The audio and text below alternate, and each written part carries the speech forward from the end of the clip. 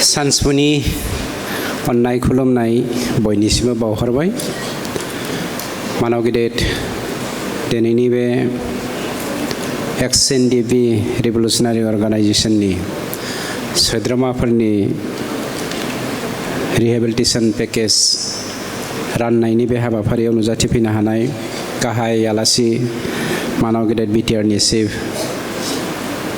मुस्रि प्रमद बर' सार, बे हाबाफारियाव नुजाथिफैनो हानाय जोंनि बर'नि नायल' जाल' सासेल' इन्टेलेक्सुवेल मिनिस्टार बिथां इउजि ब्रह्म सार, मिनिस्टार अशोक सिंहाल सार, मानव गेदेर एमपि हेरेनगोरा नार्जारि, मानव गेदेर एमपि जयन्त बसुमतारी आरो जोंनि आसामनि स्पेशल ब्रान्चनि एडिजिपि मानव गेदेर मुस्रि नाथ बिथां आरो इएम लोगो बि सावरायग्रा आरो सजल सिन्हा बिथां, गिबियाव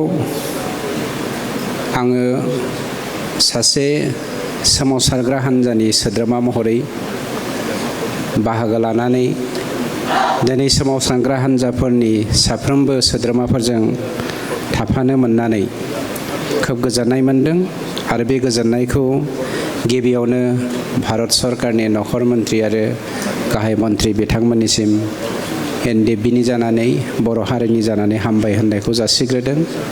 नैथियाव हामबाय होननाय जासिदों जोंनि मेंनो रोङै सासे मावथि आसामनि दैदेनगिरि दिनैनि गिबि मन्त्रि डक्टर हिमन्त बिश्व शर्मा बिथां आरो बिथांनि मावथि लोगो बिथांमोननिसिम आरो जेब्लायबो सोरांनायनिफ्राय सान हाबजासिम 24 घन्टा हारिनि थाखाय सानबाय थाग्रा दुलाराय बर' फरायसा आफादनि साफ्रोमबो दैदेनगिरिसिमबो हामबाय होनदों।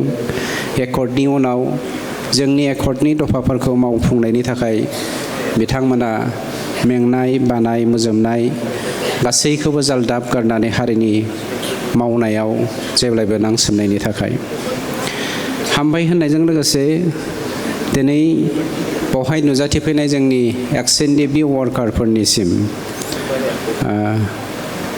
मोनसे फोरमायथि हरनो नागिरदों जे जोंनियाव गासै जेसेबां एक्स-एन-डि-पि वार्कारफोर दङ बेनिनो दिनैनि मोननो गोनां 590 सा आउट अफ 678 दासिम जोङो 4793 रिहेबिलिटेसन जोंनि जा पेकेज बेखौ जोङो मोननो थांबाय। मार्टियार्स हिसाबै जोंनाव 3111 ता दङमोन। बे 3111 सानि गेजेराव जोङो 639 साखौ मोननो हाबाय। केसेसफ्रा जोंना उइथड्र जाबाय 263 न'स 432 सानि। बाखि केसेसफोरखौ जोंनि मानव गेदेर चिफ प्रमद बर' बिथाङा आंनो बिदा गेदेर गबिन्द बसुमतारी सारनो आरो जोंनि मानव गेदेर एबसुनि आफादगिरि दिपेन बर' बिथांनो दायित्व होनाय बायदियै जोङो खामानिखौ मावगासिनो दङ। बावैसोनो जोंनि एनडिएफबिखौ लानानै जा थांखिजों जोंनि माखासे मानसिफोरा थामथि गोहोनि थुनज्लायनायाव गोदान मोनसे पलिटिकेल हान्जा दानो थांगासिनो दङ। बे पलिटिकेल हान्जानि गुबै अबजेक्टिभआनो जादोंनो बिथांमोननि बुंनाय बायदियै जे एनडिएफबिनि 64 सा जेलाव थानाय जोंनि जा गेदेमा सुबुंफोर दङ बिथांमोननि हाइकर्ट आरो सुप्रिम कर्टनि खामानिखौ दिनैनि सरकार मानव गेदेर प्रमद बर' बिथांनि दैदेननायाव इउपिपिएल दोलोआ मावफुङाखै आरो केस उइथड्र खालामनायाव मावफुङाखै, एक्स ग्रेसिया होनायनि थाखाय मावफुङाखै, बेनिफ्राय जोंनि रिहेबिलिटेसन पेकेजनि थाखाय मावफुङाखै, इमप्लिमेन्टेसनफोरनि दफाफोरनि इमप्लिमेन्टेसन खालामनायनि थाखाय मावफुङाखै।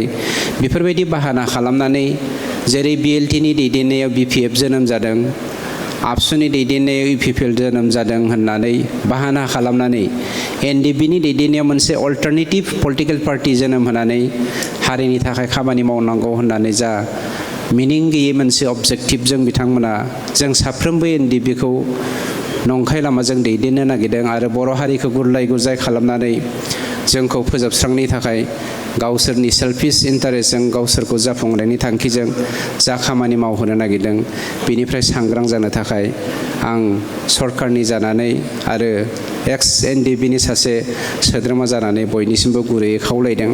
नंगौ जोंनि रिभलिउसना जोबाखै, बे नङा जे जोङो अस्त्रजोंल' रिभलिउसन खालामनांगौ। जोङो दिनै मावनाय दांनाय आरो इन्टेलेक्सुवेल सफिस्टिकेटेड मोनसे सिन्ताधाराजों जोङो दिनै बर' हारि जौगानायनि थाखाय राव हारिमु थुनलाइ आसारखान्थिखौ फोथांनायनि थाखाय खामानि मावनांगौ। खिन्थु बे नङा जे अल्टारनेटिभ पलिटिकेल पार्टी दायोब्लासो जोंनि जा मिजिं जोंनि जा थांखि बे थांखिखौ जोङो जाफुंहोनो हागोन। जोङो अपेनलि बिथांमोनखौ खावलायदों। दिनैसिम जोंनि सरकारा मानब गेदेर प्रमद बर' बिथांनि दैदेननायाव जेसेबां लजिस्टिकेलि जोङो सुप्रिम कर्ट आरो हाइ कर्टनि थाखाय बर' रावाव थोंजोङै बुंनोब्ला रांखावरि गारनानै जोङो खामानि मावबाय दङ, सासेबो बै बुंग्रा सुबुंफोरा जोंनि सिबसारनि खाथियाव बा जोंनि सरकारनि सोद्रोमाफोरनि खाथियाव थांनानै बुंफैयाखै माबोरै मावनांगौ माबोरै माबानांगौ। बिथांमोना रांल' जोंनिफ्राय लांबाय थायो। जोङो दिनैनो अडिट होनो हायो, हिसाब होनो हायो बिथांमोना लाङाखै होननायखौ जोङो फोरमान होनो हायो। गतिके दिनै सरकारनि जानानै बा एक्स एनडिपिनि सासे आंबो सोद्रोमा हिसाबै नोंथांमोनखौ इमसनेलि बुंनो नागिरदों, हारिनि थाखाय नांनो जोङो गावखौ बावसोमबोदों आरो जों दाबो मावनो हायो। जों दाबो मावनोबा जों खौसेथि बर' हारिनि राव हारिमु थुनलाइ आसार खान्थिखौ फोथांना लाखिनोब्ला खौसेथि जानांगोन। खौसेथि जानाया बे नङा दे पलिटिकेल पार्टी हान्जा दाबासो खौसेथि जागोन। नंखायनो गुरैयै खावलायदों। सोरनिबा थुनज्लायनायाव सोरनिबा उनाव थानानै नारखोनायाव जोङो मालाबाबो गोरोन्थि मावनो नाङा। सोरबाया बेवहाय हयथ' बे मेसेजखौ हैनो थाखाय थियारि जानानै दङ। आं बै मेसेज हैग्रा मेसेन्जारफोरखौ बुंनो नागिरदों, हारिनि थाखाय गावखौ सावनि थान्दै हिसाबै मालाबाबो खामानि मावनो नाङा।